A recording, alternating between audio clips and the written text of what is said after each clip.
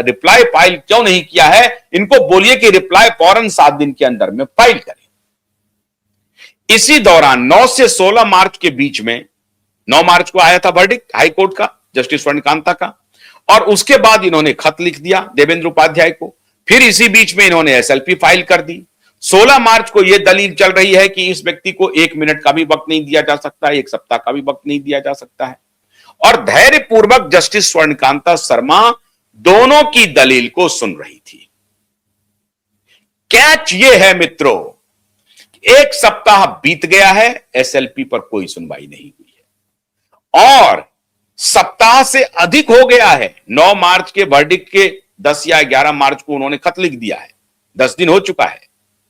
Justice Devendra Upadhyay जो CJI है Delhi high court के, उन्होंने उस खत का कोई संज्ञान नहीं लिया। हालांकि जस्टिस देवेंद्र उपाध्याय संज्ञान नहीं लेने के लिए मशहूर है, लेकिन इस केस में तो संज्ञान उनको नहीं ही लेना चाहिए। जस्टिस देवेंद्र उपाध्याय को संज्ञान नहीं लेना चाहिए। एक पीआईएल फाइल हुई थी मुंबई हाई कोर्ट में, नो की एक पीआईएल है दिशा सालियान और सुशांत को लेकर के, उस पर तो उन्होंने वक्त ही नहीं दिया, 1.5 साल बिता दिया जस्टिस देवेंद्र उपाध्याय ने। खैर उसको छोड़िए, यह केस दूसरा केस है। इसमें जिस प्रकार से हाई कोर्ट की गरिमा को गिराने का काम किया है श्रीमान अरविंद केजरीवाल जी ने, उस गरिमा को पुनर्बहाल करने की जिम्मेदारी सीजेआई देवेंद्र उपाध्याय और सीजेआई सूर्यकांत पर है। हमने पिछले एपिसोड में आपको कहा था कि सीजेआई सूर्यकांत को इसमें सुओ मोटो इंटरवीन करना चाहिए। यह उनके प्रेरोगेटिव है, यह उनका प्रेरोगेटिव भी है, अधिकार क्षेत्र में भी आता है।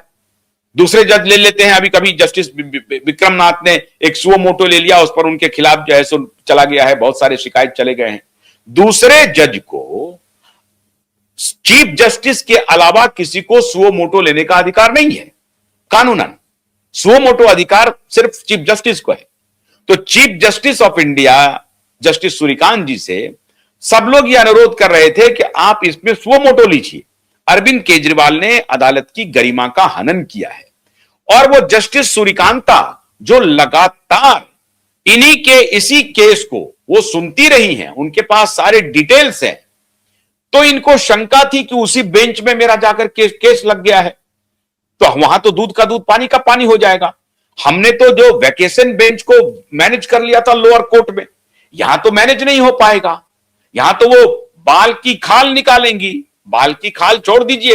यहां तो केस का मेरिट ऐसा है जिसमें हमको बेल तो मिलना है ही नहीं, किसी भी सूरत पर नहीं। 2026 करोड़ का घोटाले का सीएजी का रिपोर्ट है। उस सीएजी के रिपोर्ट को खारिज कौन करेगा? सीएजी की रिपोर्ट जस्टिस स्वर्णकांता ने नहीं बनाई है, सीबीआई ने नहीं बनाई है, ईडी ने नहीं बनाई है। सीएजी की रिपोर्ट एक स्वतंत्र ऑडिटिंग ऑर्गेनाइजेशन है, उसने बनाई है। कंट्रोलर एंड ऑडिटर जनरल ने बनाई है। तो कंट्रोलर एंड ऑडिटर जनरल की रिपोर्ट है, उसको कोई इन्फ्लुएंस नहीं कर सकता है। उन्होंने कहा है कि केजरीवाल लिकर पॉलिसी की वजह से दिल्ली सरकार के खजाने को 2026 करोड़ रुपए का नुकसान हुआ है। अरे भाई, यही कैलकुलेशन था ना 2G स्कैम में, जिसका जिक्र मैंने पहले भी किया हुआ है। यही था 2G स्कैम में कि भाई 1,76,000 करोड़ का नुकसान हुआ, जिसमें लर्नेड लॉयर कपिल सिब्बल दलील दे रहे थे कि भाई कुछ हुआ नहीं, किसी ने किसी को पैसा दिया नहीं, कहीं पैसा गया नहीं, तो 1,76,000 करोड़ का नुकसान कैसे हुआ? यह सोचिए कितना बड़ा दलील दे रहे थे कि भाई टेंजिबल कुछ दिख नहीं रहा है, सामने से कुछ दिख नहीं रहा है कि नोट किसको गया, कहां नुकसान हुआ, 1,76,000 करोड़ कैसे आया।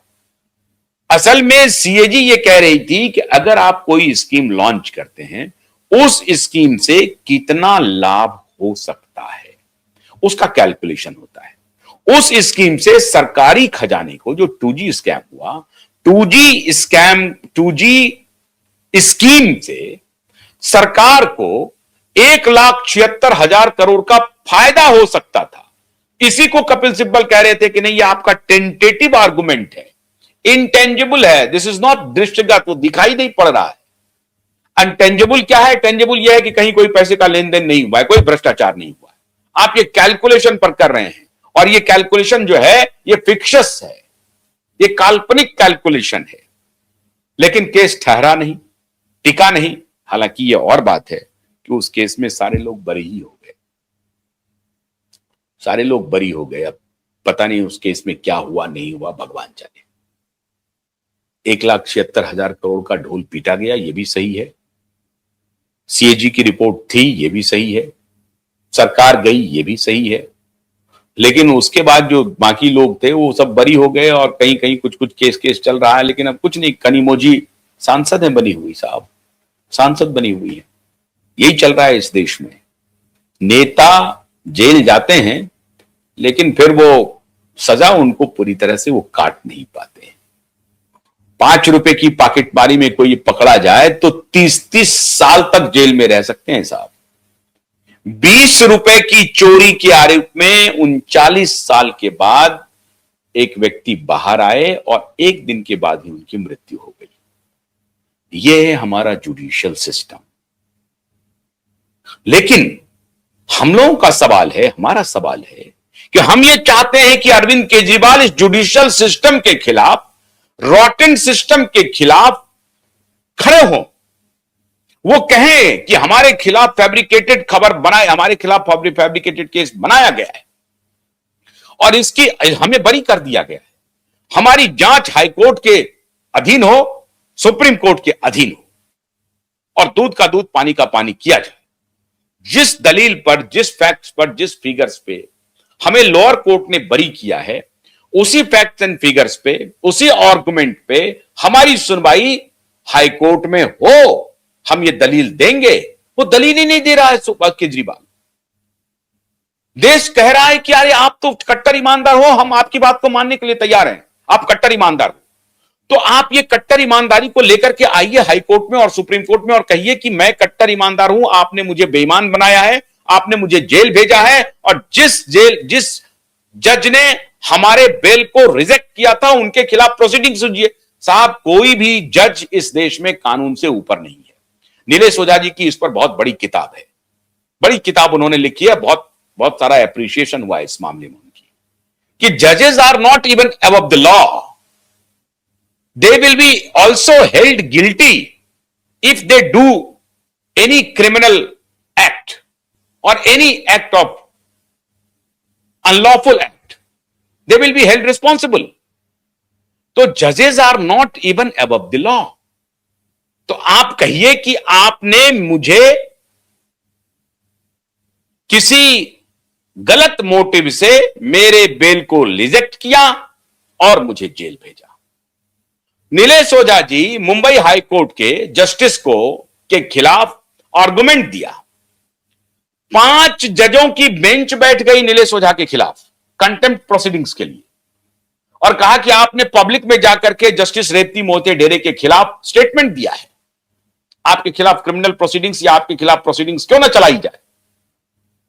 और उसमें आर्गुमेंट दिया गया कि आपको अगर कोई भी शिकायत थी जज महोदया से, तो आप उपयुक्त फोरम उसका अदालत है, अदालत में आकर के अपनी बात रखते। आप पब्लिक में क्यों गए? नीलेश ओझा को कहा कि आप प्रेस कॉन्फ्रेंस करके क्यों कहा, आप ये बात मीडिया में क्यों गया? दलील पक्की थी, लेटर बहुत आ गया। नीलेश ओझा जी ने कहा कि माननीय श्रीमान पांचों जज साहब, आप गलत हैं, आपको सही सूचना नहीं है। आपको जस्टिस रेवती मोहिते डेरे के पत्र पर आपने गठित कर लिया है 5 जजों की बेंच हमारे खिलाफ, वो उचित नहीं है। कैसे अनुचित है? तो ये लीजिए साहब, 2 साल पहले ही in the court of law आपके संज्ञान में 2 साल पहले ही 300 पेज का कंप्लेन जस्टिस रेवती मोहिते डेरे के खिलाफ हमारा दिया हुआ है, जिस पर हाईकोर्ट ने कोई संज्ञान नहीं लिया। 24 महीने इंतजार करने के बाद भी अगर अदालत उस पर कोई संज्ञान नहीं ले तो हमारे पास क्या चारा बचता है? तब अगर हम पब्लिक में जाते हैं तो क्या हमने कोई गुनाह किया है? अब स्थिति यह है साहब कि नीलेश ओझा बनाम जो कोर्ट चल रहा है उसमें तारीख ही मुलतवी होती जा रही है, क्योंकि 5 जज को लग गया है कि साहब तो गिर गए हम।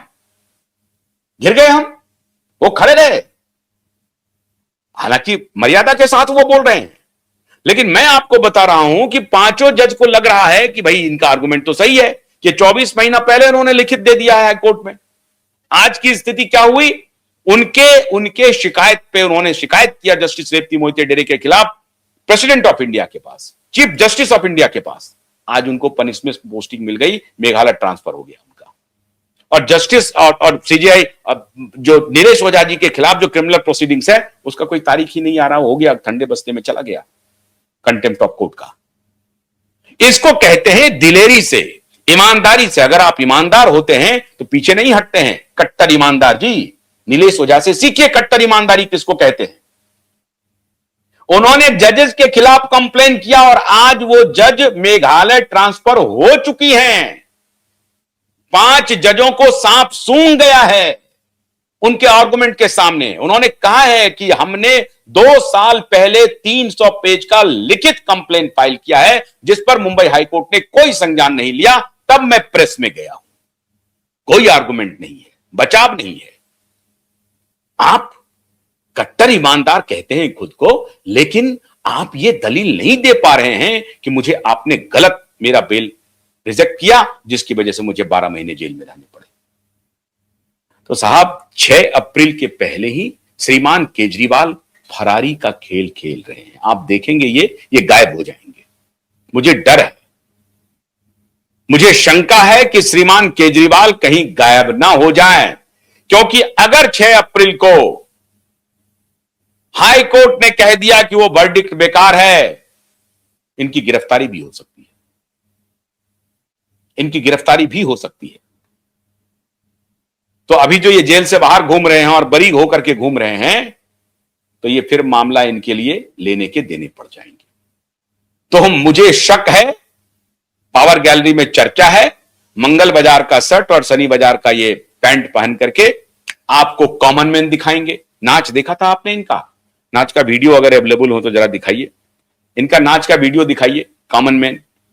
इन्होंने अपनी बेटी की शादी की या बेटा की शादी की, मुझे नहीं मालूम किनकी शादी की, लेकिन जिस शादी में ये 5 सितारा होटल में डांस कर रहे हैं, कॉमन मैन 5 सितारा होटल में नृत्य कर रहे हैं। अरे कोई आपत्ति नहीं है नृत्य करने में। आप अपनी पुत्री या अपने पुत्र की शादी में अगर आप नृत्य करते हैं तो कौन आपको रोक सकता है? आपको जरूर नाचना चाहिए। लेकिन सवाल है कि वो मंगल बाजार का शर्ट और शनि बाजार का पैंट पहना हुआ व्यक्ति 5 सितारा होटल में डांस कर रहा है। अरे ये धूर्तता की मिसाल मैं फिर कह रहा हूं आपको कि मंगल बाजार का शर्ट पहन के और शनि बाजार का पैंट पहन करके यह बताने की कोशिश करना कि हम ईमानदार हैं, हमको जो पैसा मिलता है उसी पर जीवन बिताते हैं, हम देखिए कॉमन मैन की तरह रहते हैं। वो जो है करावल नगर और फलना नगर, चिल्ला नगर की जो बस्तियां हैं, उन बस्तियों के रहने वाले आम आदमी हैं। हम कोई कमिश्नर नहीं रहे हैं, हमारी पत्नी कोई इनकम टैक्स में नहीं रही है। हम तो बिल्कुल मंगल बाजार वाले आदमी हैं साहब, रेडी पटरी लगाने वाले आदमी हैं। इस तरह का पोस्टरिंग करके 5 सितारा होटल में नृत्य करने वाले श्रीमान केजरीवाल आपकी आंखों में प्रत्येक दिन धूल झोंक रहे हैं।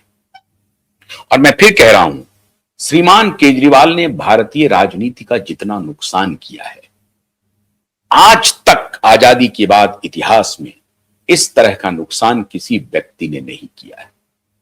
मैं फिर डंके की चोट पे कह रहा हूं, किसी व्यक्ति ने सार्वजनिक जीवन में राजनीति को इतना नीचे ले जाने का जो पाप केजरीवाल ने किया है, वो आपको देखिएगा कि 6 अप्रैल को इनका दूध का दूध पानी का पानी होगा। और तुषार मेहता फिर कहेंगे कि देखिए एसएलपी पर कोई चर्चा नहीं हुई है, ये इंसान भागने के चक्कर में है, फिराक में है, कुछ भी हो सकता है। तो अब देखिए आगे आगे होता है क्या। लेकिन ये मंगल बाजार के शर्ट और शनि बाजार के पेंट वाले केजरीवाल नहीं हैं, 5 सितारा होटल में नाचने वाले केजरीवाल हैं। बहुत बहुत शुक्रिया, नमस्कार।